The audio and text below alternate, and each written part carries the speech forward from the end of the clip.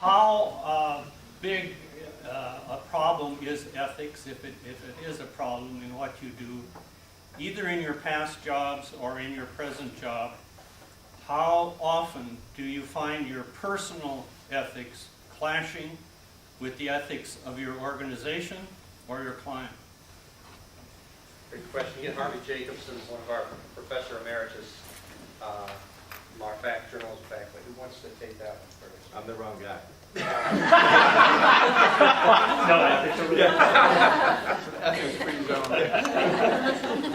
I'll take it from the journalism ethics point of view, and I can tell you that I work at a company that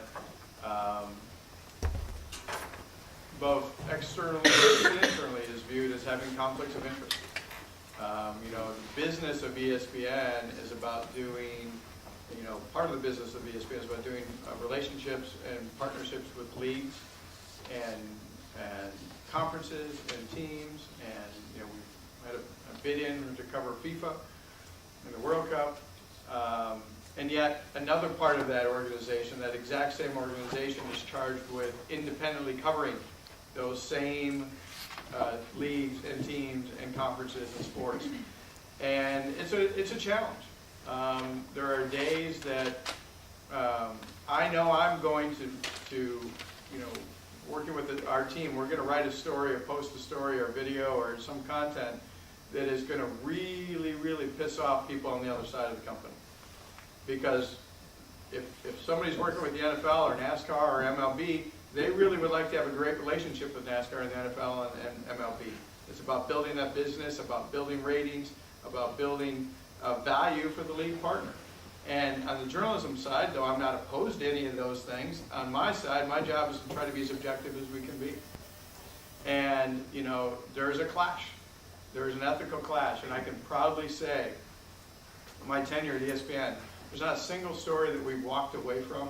There's not a single story that anybody in the organization on the editorial chain of command has ever said, don't go there because it could damage a relationship with a partner.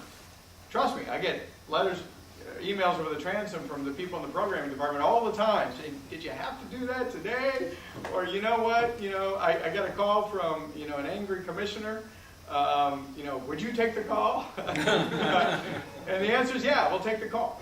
And we're not necessarily going out of our way to try to damage any relationships, but at the same time, I do feel that if we haven't, got an angry phone call from someone we cover, every week or two, that we're not necessarily doing our job.